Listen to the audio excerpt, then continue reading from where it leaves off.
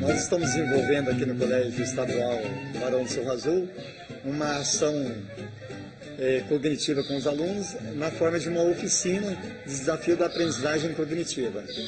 Nós trabalhamos com jogos intelectivos, sempre pensando no raciocínio lógico e interpretativo do aluno.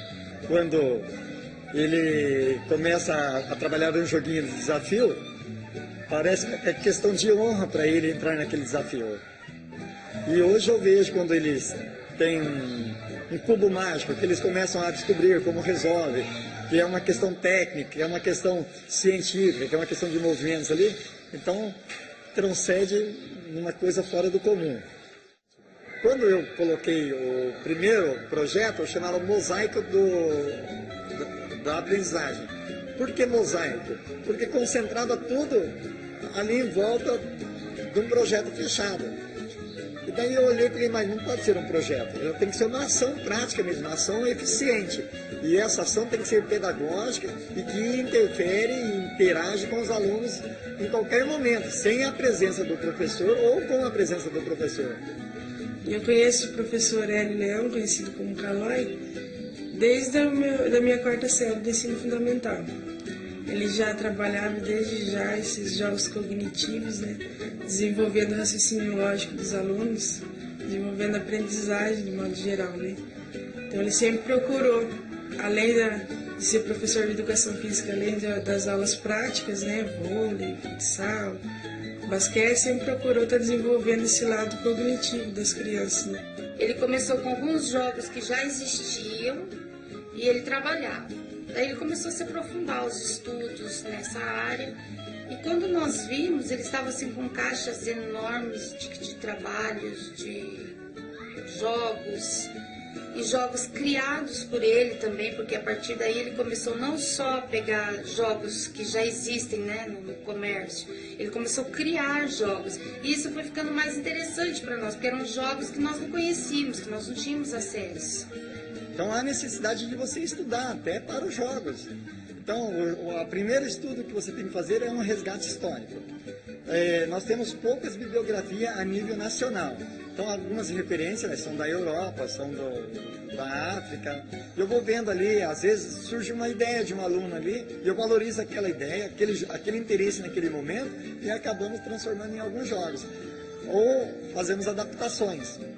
Olha que interessante esse jogo.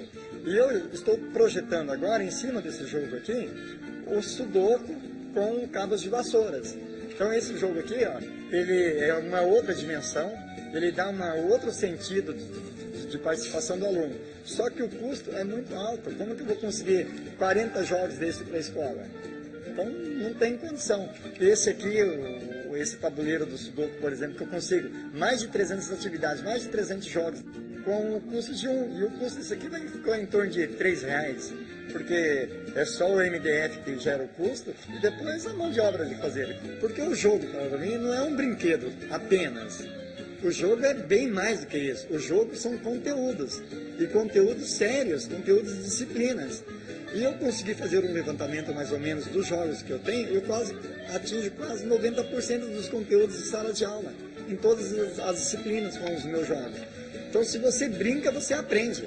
Eu acompanhei o trabalho dele, assim, quando surgiu, como ele começou a estudar sobre jogos cognitivos, o que podia estar desenvolvendo no aluno, na criança, bem do início. Então, incentivava quando ele ia com alguma novidade, apresentar os jogos para os outros colegas da equipe de ensino, para as outras disciplinas também aproveitarem o mesmo trabalho. Porque é um trabalho que ele abrange não só a disciplina de educação física, ele abrange outras disciplinas também, né? Essa ação, ela é prática, que ela interage com outras disciplinas. E quando não acontece a interação de conteúdos. Então ele torna-se um trabalho transdisciplinar. E aí a gente vê o quanto é importante o trabalho do brinquedo, né? O brincar. É muito importante para a criança. E se a gente conhecer a importância desses jogos na vida do estudante, o tempo que ele tem, né? O que está escondido atrás de cada brinquedo, a gente consegue muitas coisas com os alunos. Porque sempre um aluno vem, ele aprende um jogo diferente, ele vai para casa, ele comenta com o amiguinho, com o vizinho, e isso vai se passando. Então os jogos desse professor aqui em Voiporã, eles são muito conhecidos. Então aqui dentro dessa cidade, ele já é muito bem aceito e saiu dos muros da escola realmente, ele ultrapassou essas barreiras. Falei para ele, Calói, esse é um trabalho que não pode ficar aqui na escola, você tem que divulgar, você tem que trabalhar e mostrar, né, para outros professores, outros locais esse projeto. Escreve seu projeto no Consciência, que você vai ver. Aí ele escreveu e foi. Aí foi onde descobriram, né, o trabalho dele. Esses jogos, a gente foi a primeira a dar apoio, tipo assim, a gente foi com Consciência, que foi lá que a gente se conheceu, foi lá que a gente aprendeu muita coisa, mostrou o nosso projeto e isso foi bom. A gente conheceu muitas pessoas inteligentes, que mostrou muita coisa pra gente, importante, tudo através do projeto, devia continuar assim, para poder levar mais alunos. Bom, esse jogo aqui se chama Torre de Hanoi. O objetivo dele é trazer essa pirâmide para cá, mexendo somente uma peça. Não se pode colocar o menor e o maior em cima dele. Esse é o jogo do sapinho. Esse já é um nível mais elevado. O objetivo é transferir as cores laranjadas no lugar das azuis, pulando uma casa de cada vez e uma tampinha também, não podendo voltar para trás. Por exemplo, essa tampinha aqui, ela não pode vir aqui. Isso é uma das regras do jogo. O meu menino que veio estudar aqui o ano passado começou a fazer com ele. Primeiro foi por brincadeira. Vinha aqui para não ficar em casa e tal, né? Com jogos de xadrez. Mas depois ele viu que era bom, que era legal e bom para ele. Eu explico a regra e essa regra entra numa velocidade tão grande de aprendizagem, de raciocínio para eles, que eles carregam para o resto da vida. Ajudou bastante na sala de aula, tipo as notas, tipo tanto como xadrez, os outros jogos, tudo ajuda, principalmente na matemática, em português, também todas as matérias, tudo isso ajudou, tanto brincando, a gente brincando entre nós, na sala de aula, em casa, ajudou bastante. Despertou mais raciocínio da gente, a gente pôde mostrar para ele competência, que a gente foi capaz de fazer os jogos, ajudar a recolher as tampinhas, a montar. Eu achei uma forma prática de fazer esses brinquedos, porque eu uso tampinhas, restos de madeiras, às vezes com papelão, uso material didático como barbante, giz, cartolina, papelão.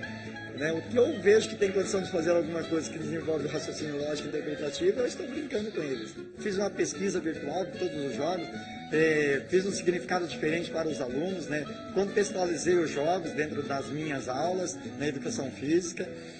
E eu consegui, na ideia, colocar alguns métodos de matemáticas no tabuário. É um jogo de tabuleiro, onde você ensina a tabuada. São vários métodos aqui. Aqui, nessa das tampinhas aqui, todos esses jogos de tampinhas aqui.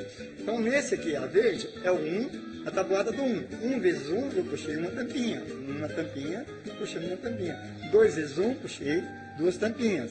E daí nós vamos aumentando o número de tampinhas. Olha no laranja. Então, aqui ficou 2 tampinhas. Então, aqui é a tabuada do 2. Você quer 2 vezes 3. Você puxa 2 vezes 3, 3 barbantes com tampinhas, e depois só soma. 1, 2, 3, 4, 5, 6, está o resultado. Então, tem a pergunta e a resposta concreta para o aluno. E daí vai aumentando as questões aqui, até chegar à tabuada do 9. Então, é essa questão que eu quero mostrar para os alunos. Esse significado para tentar baratear o brinquedo. Aonde que o brinquedo, para chegar na criança, ela não tinha que ter esse custo alto, tinha que ter uma facilidade para a criança brincar. Olha, só para ter uma ideia da industrialização, esse é um jogo conhecido a nível mundial, é a Hora do Rush, né? Ele tanto feito de plásticos aqui, os carrinhos, os alunos adoram porque tem que movimentar os carros, tem que estacionar. mas o custo dele é alto ainda para os nossos alunos. Então, o que o professor fez? Eu acabei criando alguma questão parecida com o jogo, né? Ele tem o mesmo efeito do jogo, não tem o carrinho, mas o objetivo do jogo é o mesmo. Que praticamente é você colocar esse carrinho aqui dentro da garagem, você tem que fazer alguns movimentos. Então esse projeto é eu olhar alguns jogos industriais e tentar colocar os artesanais, criar alguns jogos junto com os alunos, inventarem outros jogos, alguns jogos mudarem as regras, né? Construir uma coisa mais atual. Mas no chão primeiro. No chão primeiro. Isso. Essa é a primeira. Agora olha, estão atravessando lá, vai olhar. Tá aqui? Olha alguém. Isso.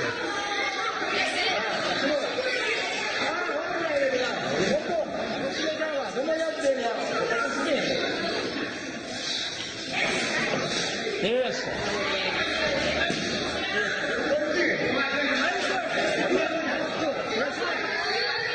Opa, fecha bem, vai fechando, vamos ver.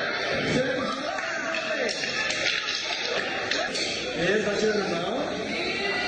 Tira. E é um lúdico bom, né? Um lúdico que leva ele a brincar, ao mesmo tempo aprender e também se concentrar nas outras matérias, que é importante tanto nisso aqui e depois levar para as outras matérias. Ele não está só aqui na brincadeira, só para resolver esse jogo, já ajudou. Foi bom, o crescimento dele na concentração está sendo ótimo. Então são coisas assim que eu vejo o resultado pelo tempo que a criança fica envolvida na atividade. O resultado é muito bom, principalmente na disciplina dos alunos e no rendimento, né? Porque ele é a longo prazo, não é assim rápido. A atividade de jogos, além dela envolver, dela encantar os alunos, ele desafia os alunos, né? Ele desafia o aluno a tomar decisões, a emitir opinião. E isso é muito importante no ensino-aprendizagem, desde a educação infantil, em toda a educação básica, a universidade, enfim. E então os alunos, assim, quando a gente passa qualquer atividade assim, que ele tem que descobrir que é o desafio, desenvolve rápido. Eles concentram como questão de honra até conseguir resolver. E nesse tempo, eu vou colocando os conteúdos. Olha, isso aqui acontece lá em tal disciplina, ou isso é um conteúdo da matéria.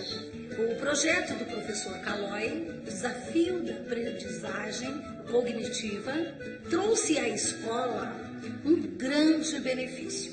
Eu, na língua portuguesa, observei a desenvoltura desses alunos, o interesse pela leitura, pela participação, e nós tivemos, então, com o apoio da direção, pedagogos e demais professores, uma união para integrar nossos alunos a uma mudança de estudo. E na sala está surtindo efeito. Não comentei nada com ele ainda, porque eu vejo, sou professora, e eu vejo esse aumento de concentração. E agora com esse projeto do ano passado, esse ano, esses jogos todos coloridos, chama bastante atenção. Eu cheguei um dia e ele estava desenvolvendo o projeto. Ele estava ali num canto, no pátio, mas não tinha uma criança falando nada, num silêncio total. Nem parecia que era uma aula de educação física. Então eu fiquei assim maravilhada. Eu falei assim, mas como que você conseguiu isso?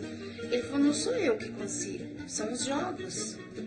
Os jogos levam eles a parar, a pensar e a raciocinar. Então essa é a diferença do projeto que eu vejo, nessa questão de você marcar esses pontos com os alunos e convencer com os materiais alternativos. Porque aqui nessa ação não tem cobrança de frequência, não tem cobrança de nota. Então o aluno ele vem pelo prazer realmente nessa oficina. O projeto do professor, ele fez a gente ocupar a maior parte do nosso tempo com coisa inteligente, com jogos inteligentes, porque você ficar em casa sem fazer nada. E daí a gente procurava jogar, aprender, trocar ideia com os amigos, para saber o que você aprendeu e o que o outro não aprendeu, para procurar cada vez mais ter conhecimento das coisas. Eu acho importante as outras pessoas estar participando, estar interagindo. Não só quando tem alguma coisa diferente, mas sempre, porque é importante para a vida da gente. Sabe, foi uma das melhores coisas que me aconteceu. isso eu vou levar pelo resto da minha vida, né?